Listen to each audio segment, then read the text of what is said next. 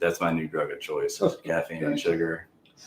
All right. Hello. Welcome to Closing Time Podcast. We're here with Scott Blanks. Say hello, Scott. Hey, how you doing? Good. Oh, you weren't talking to me, right? Hey, I was talking to the world. The world. Sorry about that. Hello, world. I interrupt a lot. I should have told you that up front. I apologize. Say sorry to the world, man. Not me. I apologize. I don't care. I got thick skin. The world, though, man. I'm working on the world. I'm going to get around to all of them soon. I like it. I'm coming, man. Well, I've known Mr. Scott for a long time, since we were 16 years old. Well, we're just a year apart. So, yeah, we can say 16. I think I was 15, maybe. You were driving. We were not. Maybe Andy was older than me, so he was driving, because I remember he had wrecked that, whatever he had, that Mustang, and I wasn't driving. Oh, the Mustang. That was Don's and then his. I forgot about that car. His dad left it out in the yard. This guy had a beautiful Mustang, good friend of ours. And I don't know what year it was. So cool. But it was just beautiful paint job on it. Gorgeous. And he's racing it on this back road in Fayetteville, because we are country bumpkins out here, man. We do muscle car races on back roads, side by side, wrong lane, in the dark, with the lights out.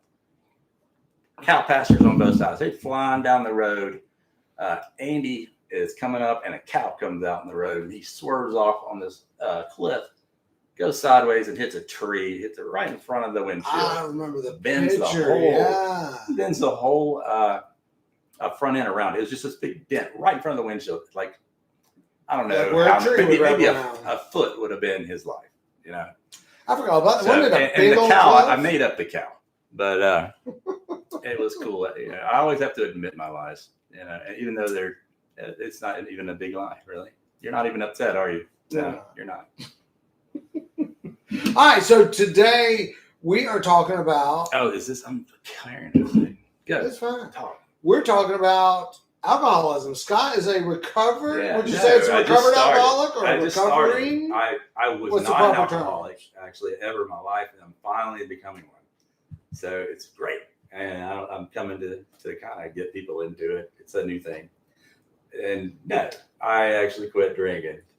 I wasn't a big drinker in high school. I'll tell you the whole damn story. Let's start at the beginning. I got a plan. I want to know where you are now, because then I want to go back to ninth grade and what really catapulted me meeting you guys. Okay, that is definitely where I want to go from the beginning. If you can pinpoint. Oh, yeah. I had the awakening that a lot of y'all had after high school in the ninth grade. And it was because of a drug called acid. Now, ninth grade, 15, I drank one time. First time ever. And I remember, for whatever reason, I lied. I was like, I drink all the time. I don't know why I had to lie about that. It's stupid. When you think back. But, like, I don't know why I lied that I wasn't a virgin. You know, a lot of things. But that was one. But anyway. Beside that, I went with this guy named Chad Gibson, and I was trying to get in with the cool crowd. Chad, okay, if you name names here?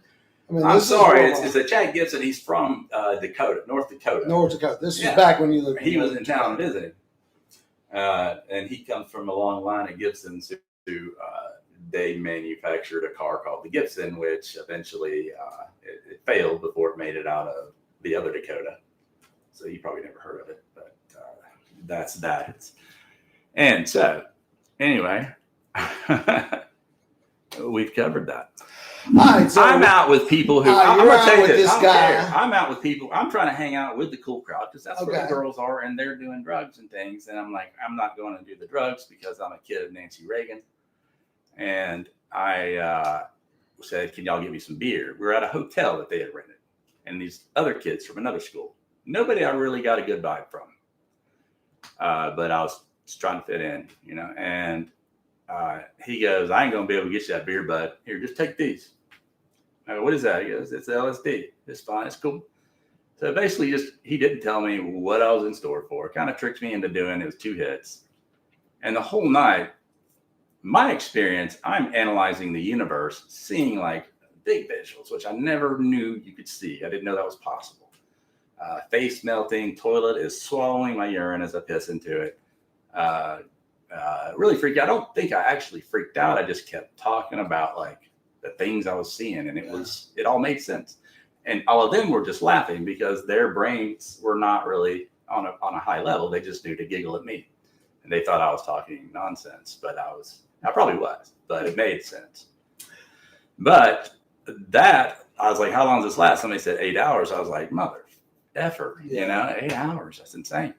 That's a long time. And so that's when I got down, and then I realized I really hate all these people, and I don't like being here. Now the sun's coming up. Me and the guy named Tim, he's just Tim, drives me home. The sun's up, pulling the driveway. I'm supposed to be spending the night at his house, walking the door, and my father, my mother, and my brother are right by the phone crying, trying to find out where I'm at. And I'm still on the acid tripping. Second thing I've ever done to inebriate myself in my life. Really bad moment there. Then he makes me go mow the lawn, and like I could not figure out how to stay in line. What happened was I had an awakening, and I said, I'm done with these people. I now what I see are just people that I hate. I didn't like them that night. I saw people I hated giggling in my face, and I was like, these people are just evil, and I don't want to know them. I want to know real people, real friends, the friends that you can count on, and loyal friends. And I found Andy always that type of friend, and people like Brad Jones, and that's when I met David. But I gravitated towards them. They were hanging out in the middle of D Hall, and I just went over there, and I moseyed my way into that crowd. So as time went by and I hung in that crowd, the cool crowd switched from those guys to us.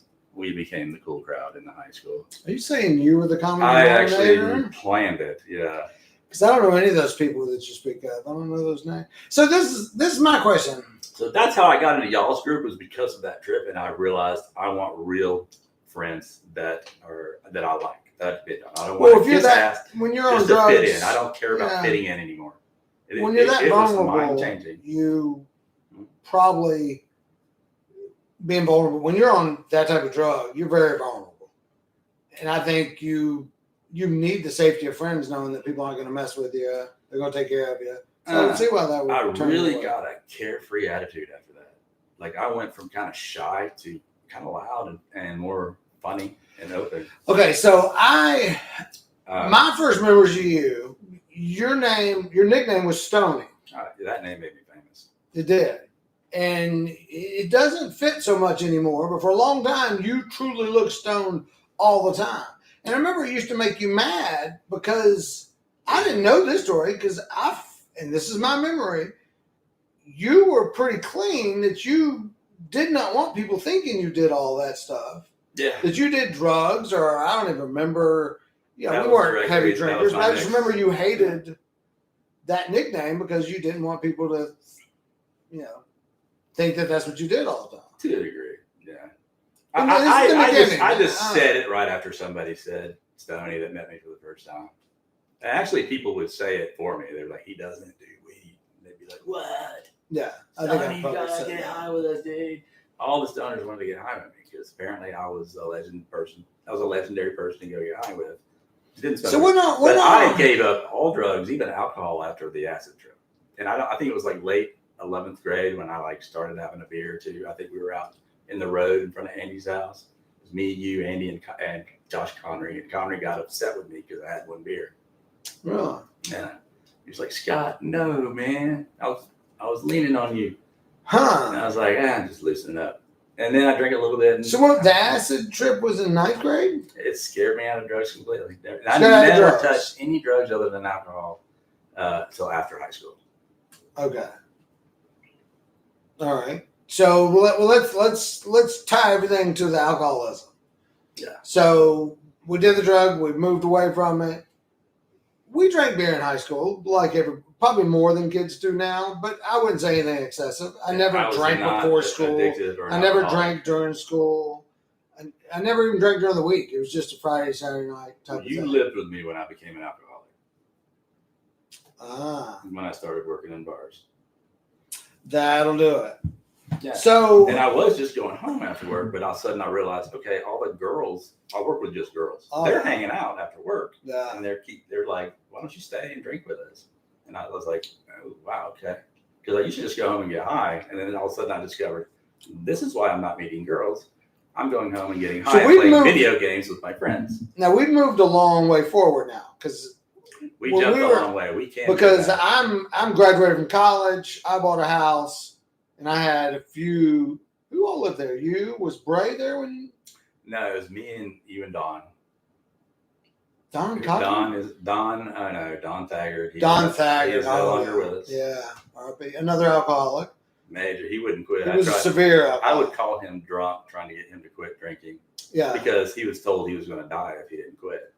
He was. And then he was the first true alcoholic that I knew that I saw like he was drinking for no reason. Had an incredible job with FAA, got fired, just had everything and just could not drink. Yeah. He had to be the life of the party, and he was funny. But he just drank till he fell down, and it was. He would always run out of beer a few days before his paycheck, so we would sit on the couch like this, shaking. Only 24, 25-year-old I ever saw shake from physical to fit. I never had physical. He's been passed away, what, 15 years, 20 years? No, like maybe 10, maybe less. 10, less than? That's hard to say, man. All right, let's go back to you. Yeah. All right, so I was a weed smoker, though, from like after high school in the apartment till about 26. Okay. Maybe 24, 25. I don't know. But when I lived with you, yeah. I rolled up. Okay, and so I guess when you think alcoholism, when you think about it, they think it's hereditary. People say it's hereditary. Some people are alcoholics, some aren't. You think you're just predispositioned to it, and then you went into the bars working it, and so therefore it was easier? It is all in my family, both sides. Both sides. Yeah, so my father's father was an alcoholic, and he said he never hurt my father, but it was just he was absent. Yeah, and he would go like 5 years sober, but then go back to drinking again. Another 5 years sober. Same with cigarettes. So was your father ever an alcoholic? No, because he watched his father and he didn't want to be that, and he got. But he drank, didn't he? Yeah, he drinks 2 beers a day. That's what I thought. I remember him having casual drinks, but I don't ever remember seeing him. He started getting into drinking whiskey at one point, and he realized I don't want to be like my father, and he went back. Plus, he got married right out of high school, so he had that, that guardian. A woman can help, because I have another good friend that drank a lot, and it runs in their family, and they've been sober, I don't know, probably 100 years, but their wife told them, either stop drinking or we're done. And they chose the one. It's bad for the women. Yeah. So, wow. Well, I do remember, just to break to a memory, I remember watching, and I want to try to recreate that, and I don't know how, because I don't know enough about old Westerns, but I remember we used to go, and your dad and his friends would put those old Westerns with a reel and play them. Yeah, the old ranch house. Yeah, and that was so cool. It was like old school 8mm. Yeah. And he would play these old, like, he had, some of it was like Laurel and Hardy, the Three Stooges, things like that. And then Westerns. And we just liked it because it was dark, a movie was going, everybody's eating popcorn. It was a real, too. The atmosphere was fun. Yeah. The whole thing was fun. And like, y'all loved it. Y'all would just not even be invited. Y'all like knock on the back door. And I'm like, that's probably David. I do remember, yeah. Yeah, I was like, cool, man. So at what point did you ever feel like, okay, this is out of control? Or, so you're 24, you're working as a bartender, and then you're out all night. And I do remember you slept. Like, I'd come home from work and you'd still be asleep. That was a contributor to that, but I was always a late sleeper. That's why I was stony in high school. I never slept. I was staying up till 3 a.m. every day and then getting up going to school. Then I'd come home and crash right at 4. Really? And then I'd be up late. Yeah. That's how I got the red eye. Huh. And I slept in class a lot. Yeah.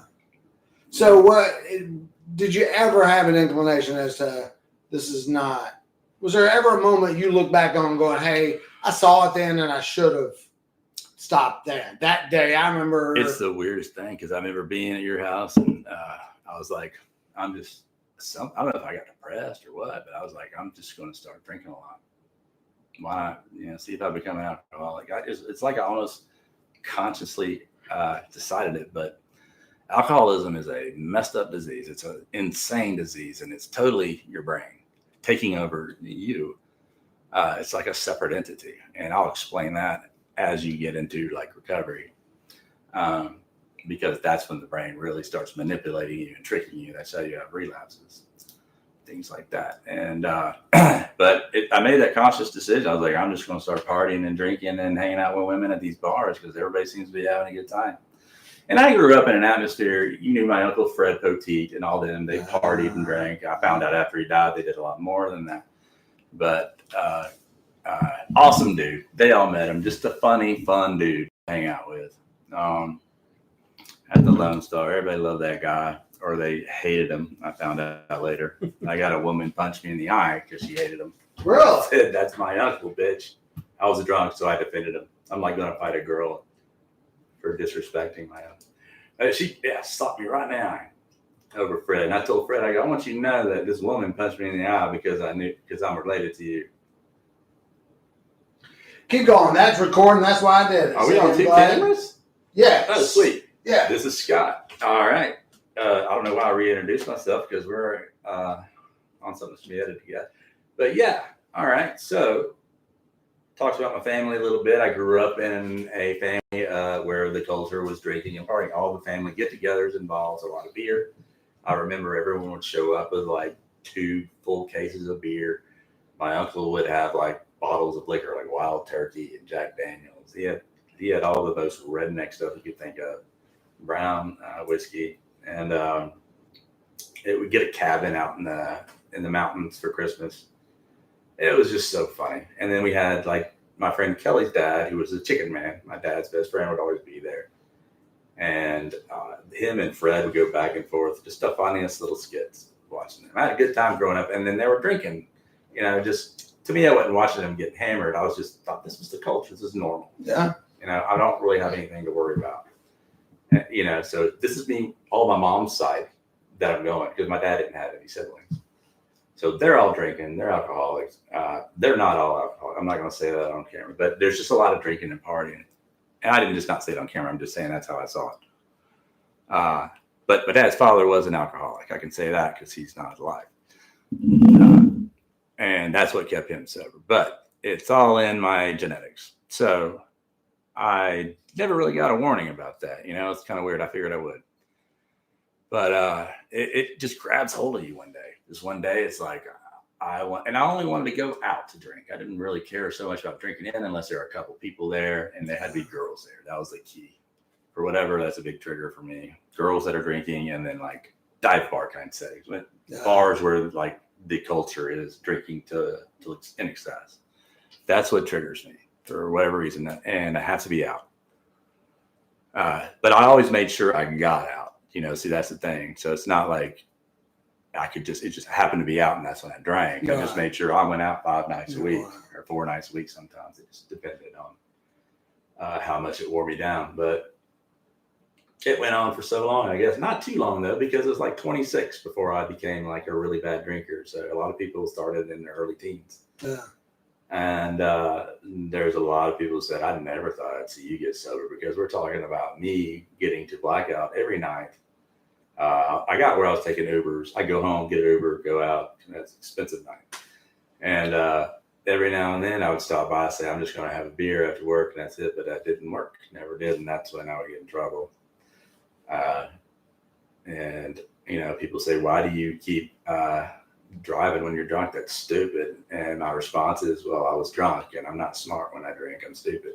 Driving or?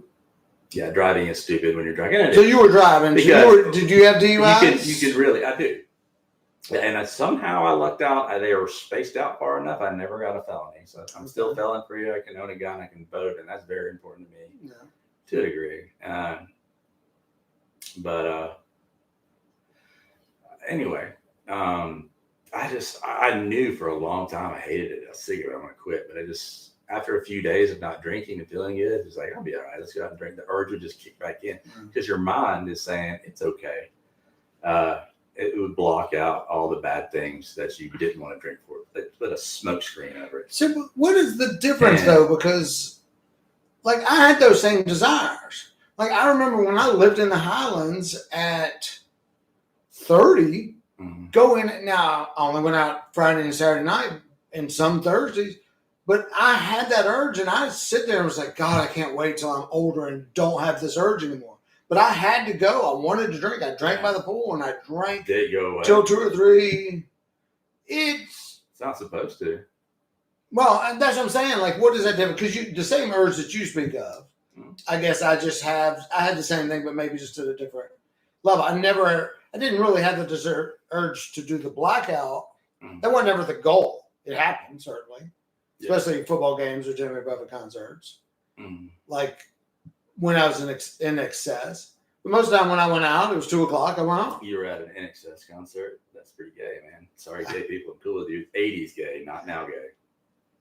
Never been to an NXS concert. Okay. I think they're actually pretty cool. I'd probably go. And even if they're gay, they're cool. You know, it's 80s gay is totally different kind of gay. Yeah. Don't write letters to David because. Okay, so I guess I don't even know if you can answer that because obviously you're not me. I'm just thinking through what you're saying of that desire just to drink. I had that same desire. I'm just thinking, what was in me, or what is the? Is it the desire not to quit, or is it just I knew that at 2 o'clock I got to go home, or I'm not gonna? You reach a point every night when you're drinking where this is not what I wanted to get. I'm miserable now. Right. You know, this is no longer fun. And I want to quit. Yeah. Every day I wanted to quit. Next day I want to quit. But then a few days go by and you feel good again, and you're just not even thinking about that bad feeling and that it's going to come back, and those depressing thoughts that follow, because dopamine is what's secreted without the help of your receptors with alcohol. So your receptors make adjustments and they don't produce enough dopamine, so you're left without it for a few days, and that's what causes your depression. And that's with drugs and everything else. You tie alcoholism to your depression? Was depression first? No, or you got depression after you realized I'm addicted to alcohol? Well, depression was a part of drinking the next day and shit like that, but it would wear up. And then I dealt with actual depression, but it was actually, I found out that it was depression that was legitimate. And it was because I had like social anxiety, which I hid for a while. I was really good at it. But especially with girls. I mean, I would just run. If a girl liked me, I think you'd like to say, this girl likes you, dude. I'd like run away because I had such bad social anxiety. And it would just kick in sometimes for no reason. And that's what drinking, I learned I could have 2 beers and then I'd relax. So that became my crutch at some point when we started going to Mama's Country Showcase. And I realized, okay, I can meet girls and talk to them. And I mentioned this earlier, and I've been sitting in my apartment on the weekends since I was, for the last 6 years, getting high, playing video games with my friends. This is why we all don't have girlfriends. So, because weed, I'm not saying I needed alcohol, but it's because getting high, playing video games, and not socializing. But anyway, yeah, I wasn't going into alcoholism at that time. It was definitely when I went to Delta, left Delta after that point, and then moved in with you. I worked at Why Not, and it was hanging out with those girls. And I realized going to meet other girls at other bars after that, all of a sudden I got me at a table and all these beautiful women, and they're all just getting sloshed. And I'm like, well, I'm gonna do it too, And it just got carried away. And then I remember drinking your liquor a few times because I just wanted it. And then I had to you never yelled at me personally. He didn't like confrontation, but he did love confrontation. So you would record your yells on the answering machine. And the little thing would be beeping, and then I would hate to push it. I push it, and you go, Scott, you take out my liquor again last night. Or Scott, I told you not to wash the Teflon pans. And that is not a good David, but that's my David. Yeah, the Teflon pans and drinking your liquor, and I was like, I'm sorry. You probably used a fork on the Teflon, didn't you? That's probably what it was. I just scrubbed them. I didn't know. I don't know. Well, nobody knew. Teflon's bad for now. You. That's a pet peeve now is you can't use metal in a Teflon pan. Well, you can't eat Teflon pans because it's bad for you. It causes chemicals that never leave your system. That turns certain things into estrogen. Creates estrogen in your body, man. That's why I have nice boobs. And I don't have the complete, your boobs or your bush? Boobs. Okay. All right. Mine are leftover muscles. Yeah. That's what I tell people. Because I had muscles in high school. Okay. A little bit in high school and then in my 20s. All right, let's bring it back. And we are. What are we talking about? I we were talking about my muscles. No. And I had some pictures myself. Yeah, so alcoholism. Okay. We were in the apartment smoking weed, been there. We're at your place. That's when I started getting hammered all the time. Lost my job at Wynot's. I think I hid it from you for a little while. Where's Ren? I told you, dude, I lost my job. I'm trying to find another one. You said, why didn't you tell me, man? So you helped me out. I remember I gave you a VCR and you're like, thanks, dude. And then I was like, I don't have anything to watch my porn on. And I went back in your room and took the VCR back without saying anything. We never even exchanged any words. I just had the VCR back for my porn. And I'm dead. Porn's bad. I'm dead set against it. Somehow the alcohol made me watch it. But yeah, so I went from there, went over to across the street, moved in with Chad Rogers. Yes. And he kicked me right out because he said, you're fucked up, dude. Yeah. I love that whole street and that. Those were fun times. I love like when Vic Spear was there and Tony.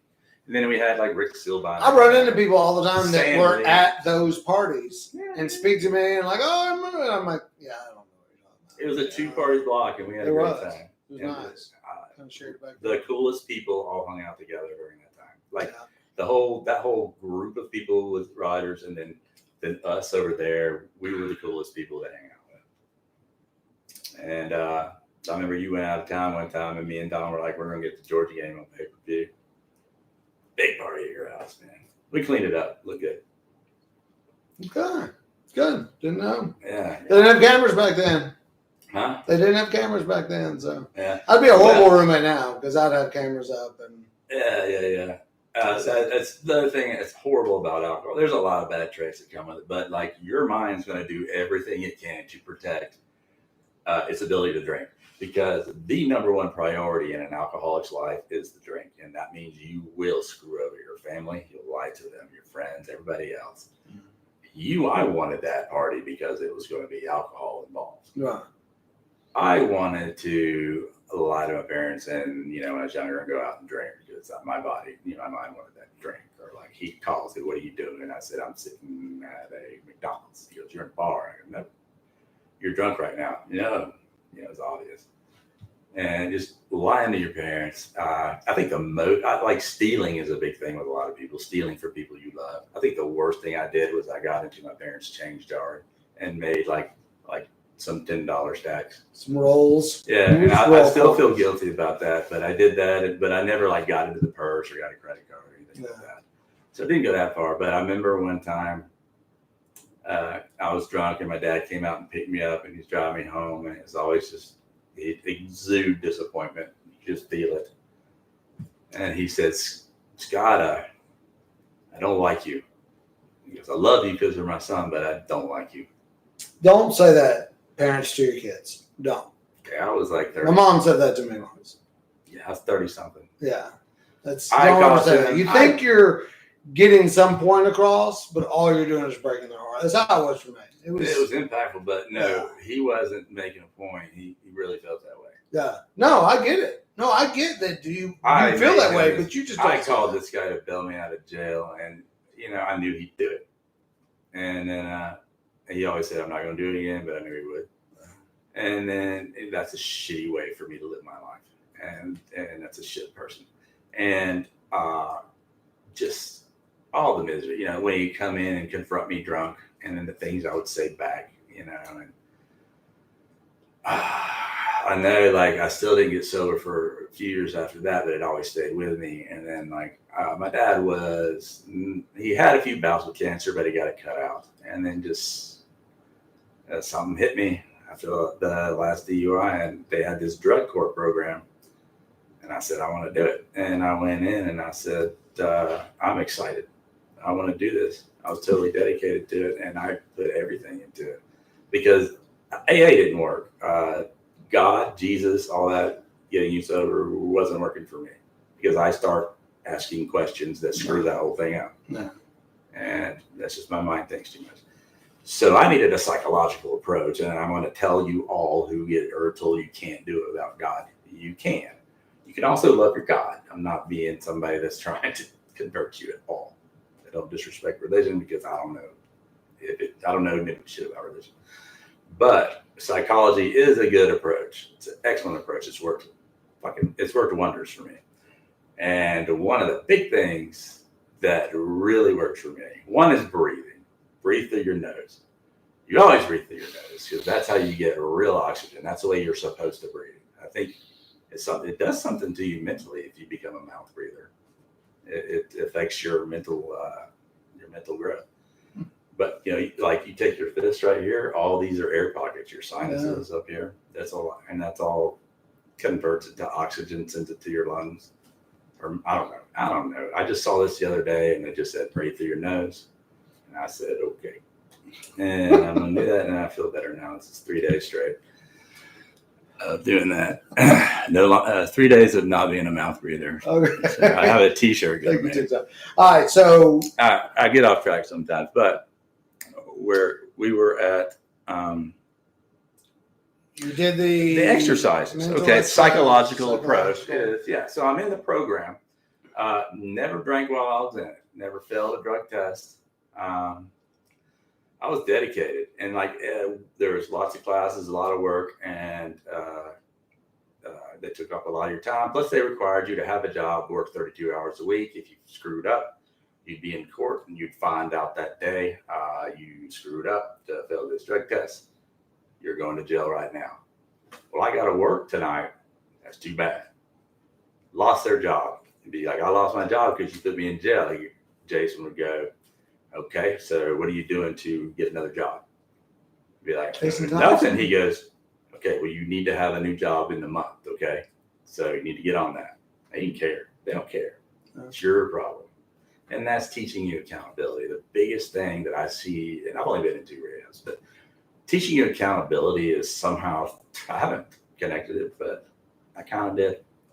I guess it's good to be responsible for yourself, but taking accountability for your actions is a big part of getting sober. And so they will do stuff like I wouldn't write the date on a piece of paper, and that would be a sanction. They say, Scott, you didn't write the date on your AA meeting paper. And I was like, okay. So that is going to be 1 day of bench duty. Bench duty meant I had to go in on a Tuesday or it was a Thursday, 8 a.m., sit there till all day, till like 4:35, and watch every court case go through. Just sit there. Some was interesting. Most of it was boring. And then sometimes it was like 4 hours community service, but that was just not forgetting a date. So it's teaching you to double check everything. It teaches you to slow down, double check, make sure everything's filled out, be accountable for the work that you do, be proud of the work you do, I guess, too. So the biggest thing that helped me was the 5-year plan. And I don't know if anybody else jumped on it the way I did, but I was like, I had this idea. I sat in jail and came up with this awesome idea. Whose 5-year plan is this? Is this something written down? Is this is something 5-year plan? In the classes. There were the counselors ran these classes, and it was in the books. Go ahead and write out your 5-year plan, your 10-year plan. And I was like, I have no kids. I'm not married. I feel like great. Like I have no ailments. I'm going full speed ahead, and I'm going to be sober. So I'm going to be spending money and time. I'm going to do my big idea. But first, I'm going to learn how to code. So I joined a coding class. That was all the step of the 5-year plan. And as long as I followed that 5-year plan and achieved my little goals, it felt great. That's what I focused on because I knew I was working towards something I always wanted. Yeah. I was stuck in a rut drinking. I couldn't get out of it. Working at restaurants. Yeah. I was like, I'm going to die. When I can't work in a restaurant, I'm going to die in the street. And I accepted that at one point.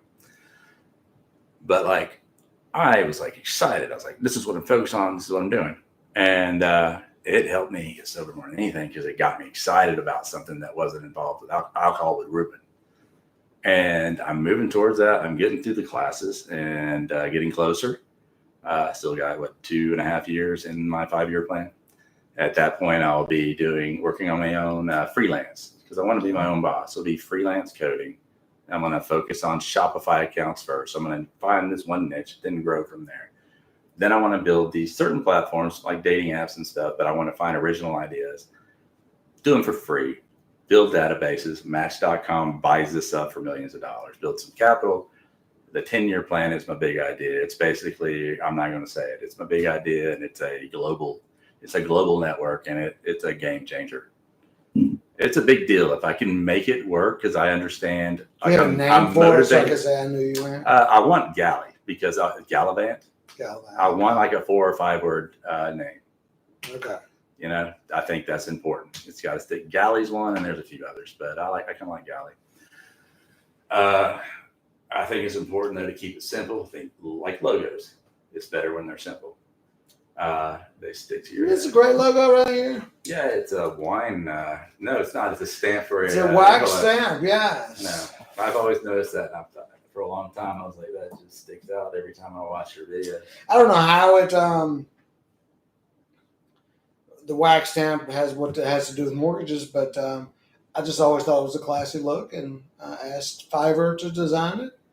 Cool. And they did. I like it, man. Yeah. It stands out. Yeah, So, I like what you want. I like it because, like you said, it's simple, it's red, it looks like a stamp of approval. That's what I my logo. I did logos for a little while. I taught myself how to use Illustrator. So Chip Evans, I taught myself how to do your job and made money. You went to college. Anyway, I wanted to dig on him one time. That was fun. But yeah, my whole goal was to make them, I was like, make it a sphere, put some colored lines to it, pick the colors that are cool, put the actual name of your business, you know. Like the coolest logo is just the word Google with different colors. You know, that's their logos. And then it went to the G later. But yeah, simple is better because that's what you remember. And then the same with the name. So I want to build this. It's about traveling. That's what it revolves around. And it's about networking global with citizens across the globe. So when you're on this platform long enough, it's going to allow you to travel. I'm going to give all my secrets away. It's going to allow you to, I'm not going to tell you how it happens, but it'll allow you to travel on your own. You just log in. You don't have to make plans with your friends. I want to be in Paris in 4 months, and I can't figure out anybody to go with me. And you'll be able to go on. You'll go. You'll meet. There'll be a group of people that you've been talking to for months. You're friends with. Then you start hitting like Thailand, New Zealand, Spain, not China. They have a bubble. Japan. You know, whatever. And then suddenly you have networks, people everywhere, connections all over the globe, and this is your friend list. It's not your high school kid friends and people within a radius. Your friend list is people across the globe that you have met, that you have traveled and experienced with, and have similar. And you're going to learn, get to know these people well, and you're going to learn their cultures. And it's not going to be a shock to you when you go. You're going to learn it by knowing them. I think it'll cause like a understanding of cultures. You're going to learn from a citizen level what they think of their government, your government, what they hear about your government, and you can tell them what you think about your government. And I think it's kind of cool that citizens will be able to kind of unite globally and discuss things personally without a government coming in and filtering it. And you don't have, so it'll eliminate stereotypes that are born from your governments and the way you're represented, your media and the way it represents you, and also World War I stereotypes, because the French, you know, they're probably not really pussies anymore. So they're not vaginas. I'm sorry, cut that out. I don't know what kind of show you have, man. Cussing is my vocabulary. I say cuss words. I have no problem with cuss words. It's my vocabulary. It's not me being offensive. But okay, So yeah, basically that's your idea. That's your big 10-year. Now, so that's what's helped you focus to become so. Yeah, but the thing I said at the end is the end game. I want to bring some sort of game-changing, world-changing dynamic to it. I don't know if it'll work that way. It's what I hope for. Okay. I have that realism. My drive is I'm going forward, motivated, full steam. I'm going to succeed. But I'm also realistic. It's going to take probably several tries. It might not work out. I understand that. You know, too. You gotta realize reality, but you have to drive forward like you're going to make it happen. Yeah. You have to believe. So you're still in that plan. So that's what's helping you stay focused, or like how you said you've been over 3 years. How much of a battle is it now still? Like how tempting is alcohol? This is something that I want to explain to you. When I had the relapse, my mind thought like nothing had happened. No treatment had happened. No 3 years. No family recollection, connection, repairs. It was just like I drank yesterday. I drank yours bar beer. I'm gonna drink. That's how my mind was. There was a smoke screen over everything great. There was smoke screen over every reason why I couldn't. There's a smoke screen over all the things that I could fail, drug test wise, and land me back in jail. It was like, there's a bar seat, I'm going there, get drunk. And I think it was like a couple beers first time, just 3 times. What was it? Was it an invite? Was it just you drove by? I was alone. You were just by yourself. Yeah. I may have sabotaged myself. I don't know. But what happened, I think that I met this girl on a dating app, and she had liked me, and I was drinking. And at the time, it was one of my drinking days of the 6. And I was going back to the way I hooked up, on the dating app rather than meeting somebody. And she said, "Why did you swipe right on me?" And I said, "Because under the drinking part on your profile, it said often." And that just meant she was easy, Sorry, man, I'm not that. That guy's a jerk. That guy's a jerk. That's fair. Yeah. I mean, that's a fair comment. I didn't make you a jerk. No, I'm honest. We go on those apps for those reasons. And if somebody's making it clear that that's what they want. Women do it too. They do. Yeah. Oh, yeah. Women will have. This is a girl I dated. She had it on her profile. Please know how to have a conversation. And I went out on a date with her. She was a Latino girl. I got to tell you this because it's the smoothest thing I've ever said to a woman, like on the spot. I called her and she had a little bit of a Latino accent. And I said, "Is that Latino?" She goes, "You can hear that?" And I said, "Yeah." She said, "I'm 41% Latino." I said, "Well, that's funny. That's the exact amount of Latino I like in my women." And she thought that was awesome. She laughed. That's 41% is the exact amount. Yeah, that's a good percentage. I can see why you're attracted to it. Well, 41% is the perfect amount. Like if you get 40, then that's when. Are you really even Latino? Yeah, too much of the American comes in, and that's the American percent where they're like the nagging. That's the nagging percent, and you don't want that. Okay, so I'm sorry, all women. This is all stereotypes. It's not what I think. I love it, all of y'all. Yeah. And I will. And you're currently single, so if anybody would like one to, of y'all tonight, as I go through the Rolodex. I am not a stud. No, none of us are. Very few. I kind of am a stud. Very few. All right, so where are we today? So how are things with your family, with your dad and your mom? I love your mom. Please tell her hello. Oh, well, yeah, she's great, man. Are y'all on like, does he keep you arm's length? Like, I love you, you're still my son, but I'm not? Are y'all full on back? Y'all reconnected? How is your relationship with your mom and dad at this point? Right now? Okay, my dad passed away in August. I did not know you didn't know that. Yeah. And I spent 2.5 years. I'm sorry, you absorb that for a second? Yeah. Okay. Yeah. Did I know that? I apologize. Yeah, no, thank you. Yeah, well, no. Apology's not good enough. You made my dad die. No, man. And the weird thing is, people ask me, "Oh, let me say this part first." I spent 2.5 years with my father sober at the end, and it was all I did was like we reconnected, we repatched, and repaired our relationship, and he had his son back because he had lost his son as far as he was concerned, and he had him back. He was so happy, and I would sit and listen to those boring, he'd like talk about Cowboys for hours and let you go in the back office. I don't know if you ever experienced that. A lot of people did, and they would just get stuck there, and they're because he's talking about things that you don't know, and but I would just sit there and listen to him because I was like, I love my dad.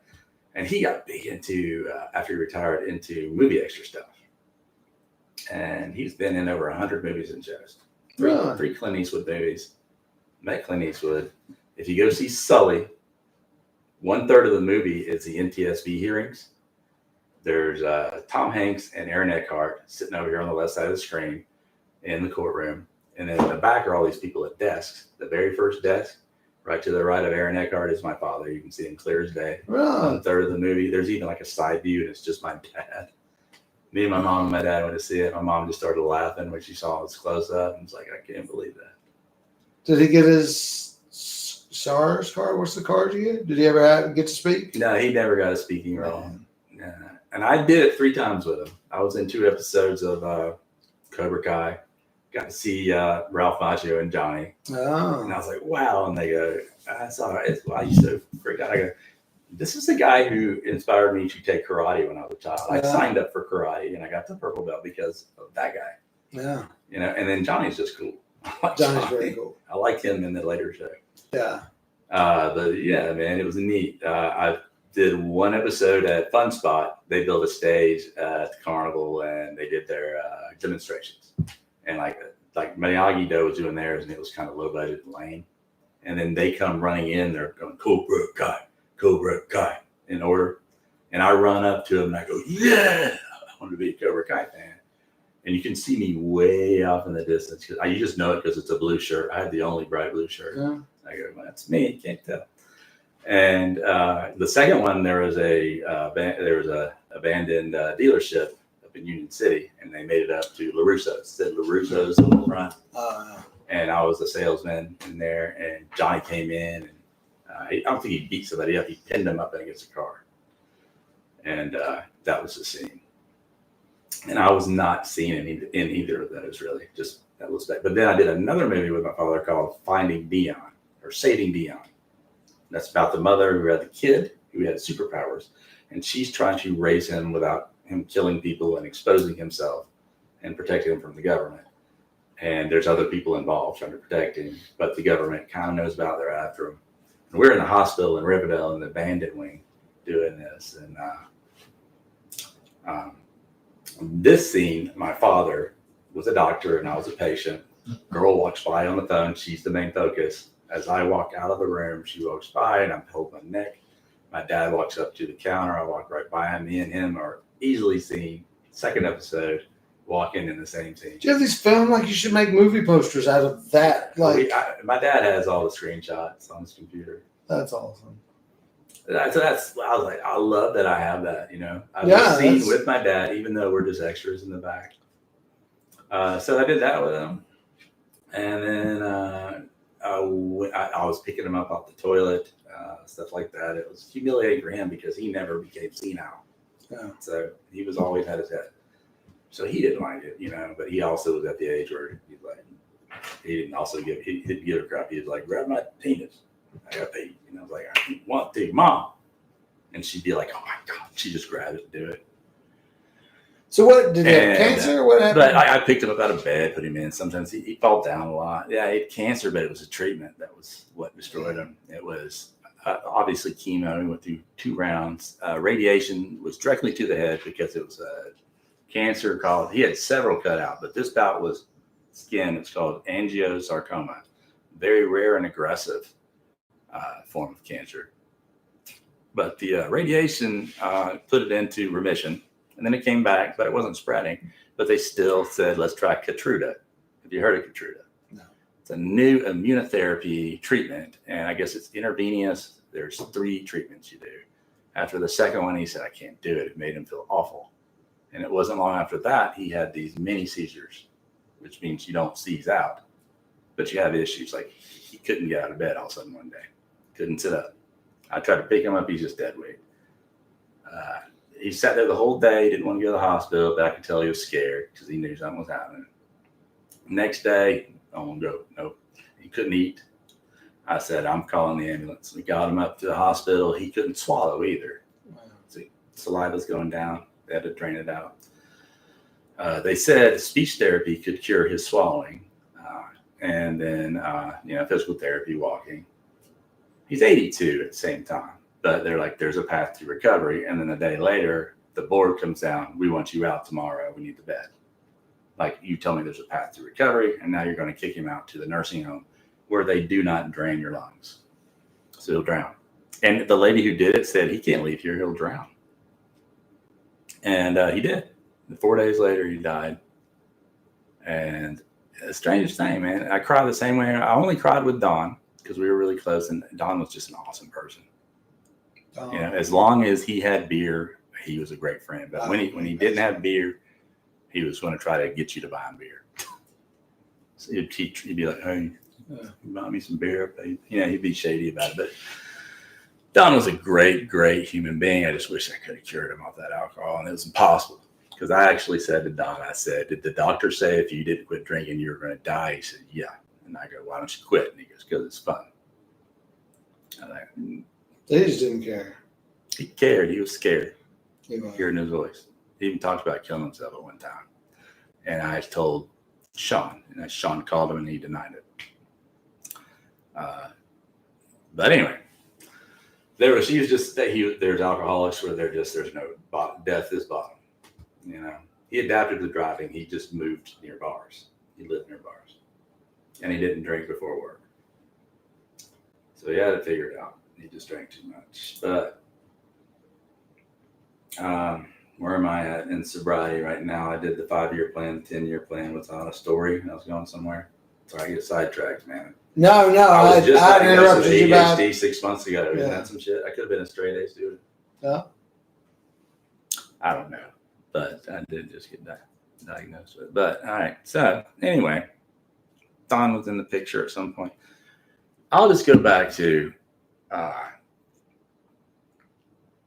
let's see. Okay, so I think I talked at one point how manipulative the mind is with alcoholism. It will trick you into drinking again. So you got to think about that as something else. It's another person. You always think of yourself as two people. Always. It's very helpful. And really, I think it's true to some point. This is what I learned, and I got to tell you this story. It's amazing because it's the most amazing story of all time. It was a glorious moment because I met this girl when I was in the glory of drinking days in a bar. She was a drinker. I was a drinker. We were just awful for each other after time. A lot of fighting, a lot of hurtful stuff said, hurtful stuff done, but we still stayed together. I think it was pretty much a drinking buddy and a sure thing at the end of the night. And she moved up to New York. We separated, whatever. Moved to New York. I should have left her a long time ago, but I stayed with her for a year. And she messages me like a couple months ago. I'm gonna link you this so you know I'm telling this story. She has this long laundry list of stuff I said 20 years ago. She's still stuck. She's still drinking, so she's still stuck in that era. Because the thing is, once you grab an addiction, you're stuck at that age mentally. And then you start growing when you break it. And that's what psychologists told me. So I'm rolling on, it's what they said. But I believe it because she's still trying to fight me and expect the same response, showing me that, like, did they fix this about you or this or your anger issues or blah, blah, blah. And I looked at it and I didn't get angry at all. I expected to get angry, but the same reaction passed. I wasn't mad. I looked at it and I was like, wow. And I could have, she was mean to me. I usually, after a little while of it being mean, I would fire back. That's how our relationship was. So, but she was never wrong. Narcissist, I guess. Narcissist is the word of the year, so I learned it and I went back and I dated a narcissist. So she puts a list up and I said, that's really interesting. I'll just tell you that I am sorry for everything that I said. You didn't deserve it and I shouldn't have said it. It's very disrespectful and that's not the sign of a good human being that really likes himself. And I can tell you that I did not like myself back then. Why would I? I'm going out, I'm drinking, I'm hurting my family. I don't give a shit. If I'm doing that, I don't like that guy. This is, you're thinking of two people. No. There's a guy back there judging you up here that's driving. I don't like you. I'm going to screw you over. I'm going to sabotage you. I'm going to drive you towards self-destructive behavior. I said that. I said, I hated that person. And I said, but I got to tell you, looking at your list, really, this is amazing. Because I'm just now learning this, and this is how it makes me feel. It's very important that you know how your list just made me feel. This is a big moment. When I read your list, I was filled with nothing but joy because I was so glad, so happy that I was not that person anymore, that I never thought I could escape.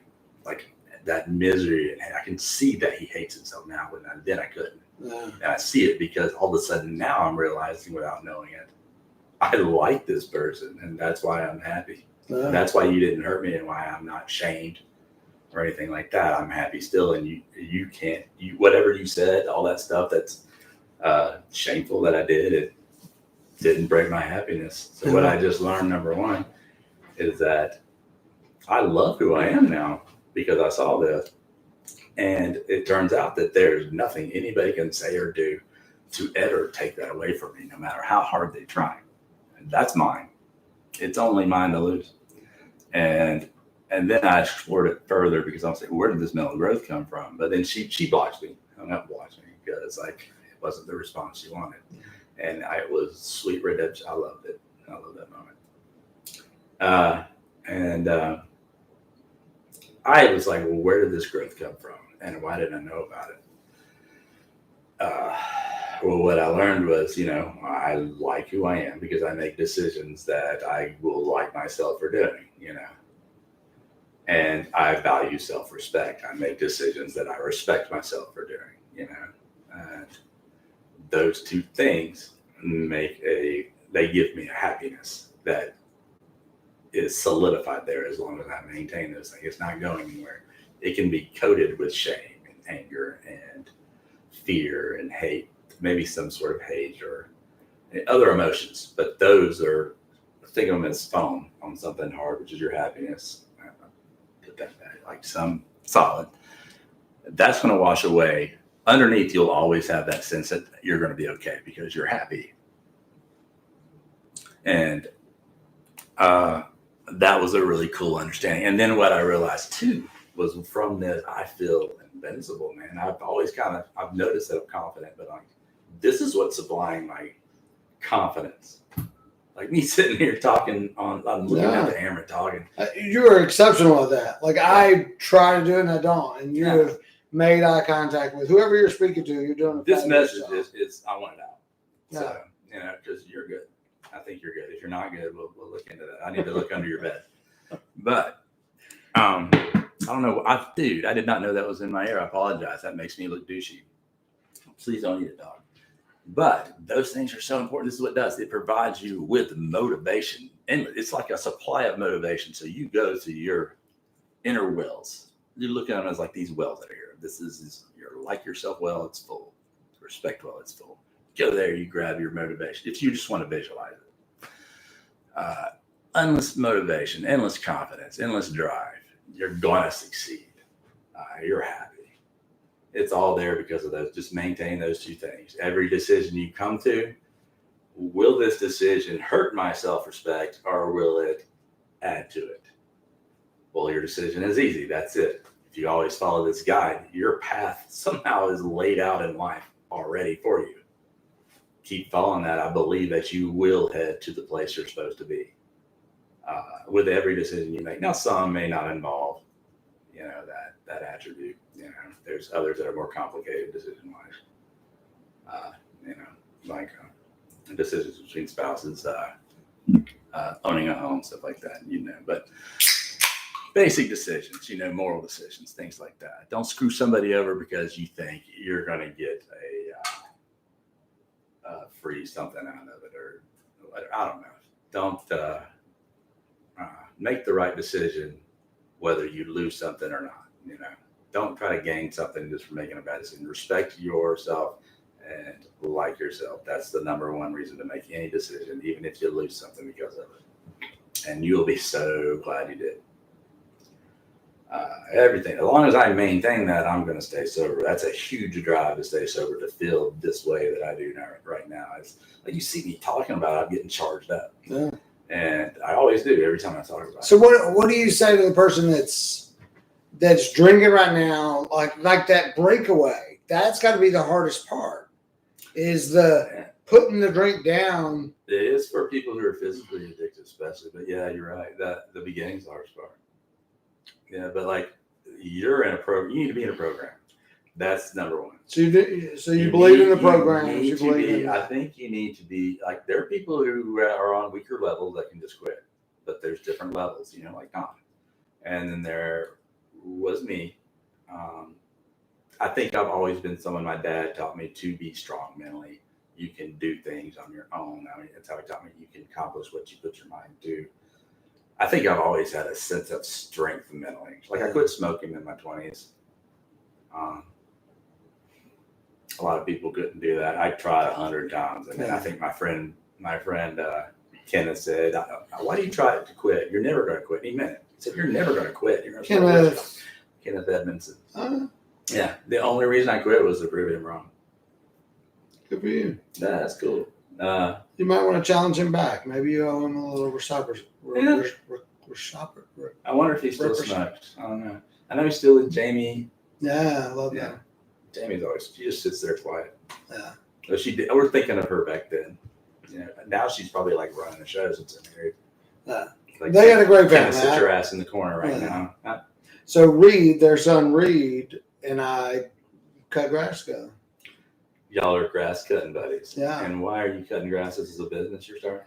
Just something I started with Max and Aiden, and there were some yards that people would ask me to do yards that were bigger, and I knew from his grandpa that he had a riding lawnmower and was really trying to do more. Do a lot of kids besides your kid do that anymore? Because my kids don't. I ain't gonna go act like my kids do it. I started it as something for them to do. Occasionally, I will get Max to help me, but no, I don't know. I'm curious. There are some. Is that a dying thing with kids? I don't think so. Because there are a few. Because I started my first job, like 12 years old. I was making like $10 a yard. Yeah. It's easy money. It makes no sense so I could go buy the transformer. Yeah. So you're gonna go back to music? Why I did buy a Les Paul about 7 or 8 months ago. I've always wanted one, brand new. So what? I got credit. What is a career path for you? I walked in and I said, "I wrap all this shit up. I don't care how much it costs." And now I'm like, I got a large debt. Huh? What is a career path in music you'd be interested in? There's no career path. I play music for me. I would. Which is great, but you're also very talented.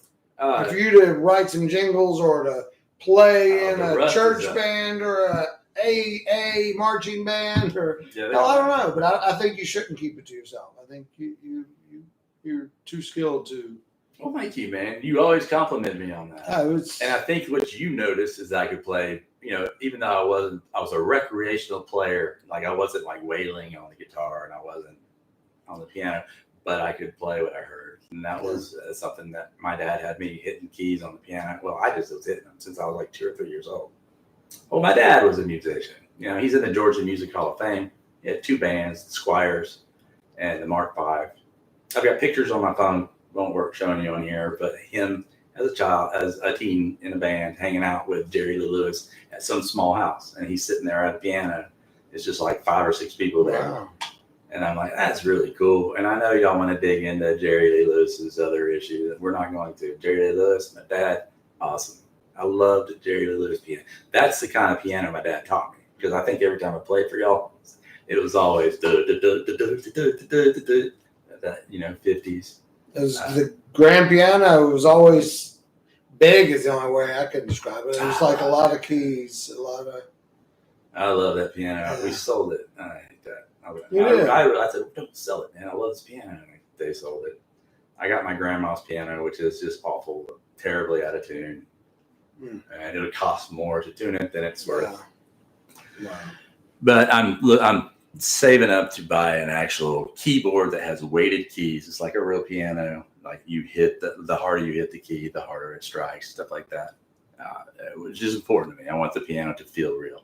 And I've had one before and I sold it, but I'm getting another one real soon that I really love. And not real soon. I got a long way to go. But going to get back into that. I did buy the guitar because my plan is to learn the scales. I want to learn to play the neck solo. And I want to learn the neck where when I hear something, I know it so well, I can just away.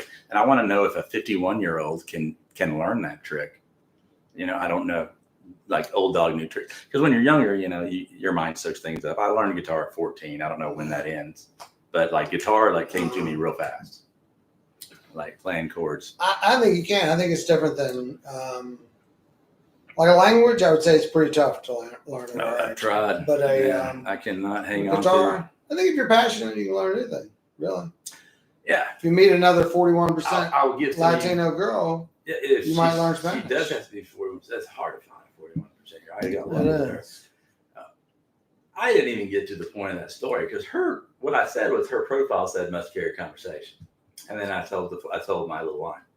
The point was we went on a date. This guy carried the whole damn conversation. Now, there'd been a lot of silence otherwise. And I didn't say anything. And I wasn't like talking about myself. I went and asked her questions a lot.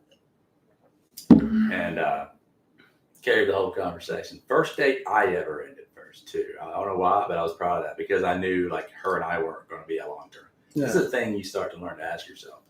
Do I want this long term? Yeah. The answer is no, not dating again. I could tell she was mean, and by things she said, once she learned who the real me was, I would get that mean look, try to change me. Because I'm very candid the way I speak, about things in my life that some people are cool with, and some I get, I'm sheltered. But she started talking about her friend being like that. She's like, I got to apologize for you when you meet her. She's like, she talks about sex openly. And I was like, okay. Because I'm very vulgar when I talk. I talk very specifically about things that I don't know how this show is, but I am very candid. And I make sure the woman's okay with it because I believe in respect. I don't disrespect people, so I don't just blab it out. But I already knew she had that look in her face where I could tell it could go to angry control. I don't know. I just got the vibe. Pretty girl. And I ended at first. Didn't call her back. That's a rarity. Drunk Scott would have been like, I'm going on a second date because I'm going to hit this. That's a bad guy. Good guy. See? Yeah. I'm glad you're here. I'm glad that you're sober and you shared with us. And I appreciate it. Yeah, you all can do it. And it's so awesome. Such a great feeling. And like, I don't know if people who are watching this know me, but my phone line, just ask David for my number. It's open to anybody. You just call me and I'm there to just listen. I'll just listen to you talk. I'm not going to chime in with any sort of lecture or anything like that until you ask me questions about it, So that's what I'm doing right now. There's several people I talk to. It's rewarding. I like it. Wow. And look at me, man. I'm a community guy, happy person. I think my jokes are still just as weird as they were when I was younger. They're probably weirder. Were my jokes weird when I was younger? Yes. Yeah, still weird. Man. Still weird. And everybody loves them. They think they're funny. I was class clown and say some weird stuff. They say, Scott, you ain't right. But they were laughing. I was like, I don't care. You laughing. I can be not right. It's fine. My only goal was to get a little attention. Yeah. Well, it's all of us a little bit. So. Yeah. Oh, high school. All right. Well, I'm going to wrap it up. I appreciate it. I got a phone call. Can y'all hold on a second? All right. We're going to end on that just in case. No, I'm not going to answer the phone. Come on, man. Come on. You guys are number one. She might be 41%. This girl is not, but she is 100% a female. All right. So she is Griffin. I went out and hung out with this girl. I used to work with her in Griffin in the ghetto and just had the best time sitting on her front porch. It was like Smokey and I don't know what the other name, Craig and Friday. Oh, yeah. I felt like that because there was like, homeless people walking by, and backpacks on. And she's like, hey, what's up, bro? What's up, twinsy? She had names for everybody. And they'd be like, what's going on? They come over and talk, and it would be crazy nonsense. And I was like, this is awesome. We need marijuana, and we will smoke the marijuana cigarettes like Smokey. And because I'm out of the loop on all that these days. So I'm talking nerdy, but it was like that. It felt like that. It was entertaining, and I never felt threatened. Weird thing to put myself in a bad situation where a lot of drug deals go down, but drugs aren't the problem. I will tell you this. There's a lot of people who think things are the worst drug. The worst drug or most destructive drug is, heroin is pretty bad. It does pretty much the same thing as far as destroy your life. But I put alcohol right there with it, and alcohol is the hardest thing to withdraw from for most people. Wow. It has the highest death rate. It's the hardest thing not to come back to. To me, it destroys so much. It's destroyed so much in me. So maybe that's why I'm picking it as the worst drug. It tried to. I fixed it, and you should too. You know, people tell me their problems. They have problems. They're sad. They're they don't. They have low self-esteem. I said, well, why don't we fix it? Wouldn't that be cool if all of a sudden you liked yourself and you weren't in that low self-esteem? It'd be great. I did this with this girl recently. I said, okay, well, here's what we're going to do. I did the 5-year plan. Uh-huh. And I said, it's going to work here with you. What you're going to do, I said, what do you like? Painting. All right. 5-year plan. Year 1, I want 10 paintings, and we're going to get them in a gallery. Start working on them because she's going through a divorce.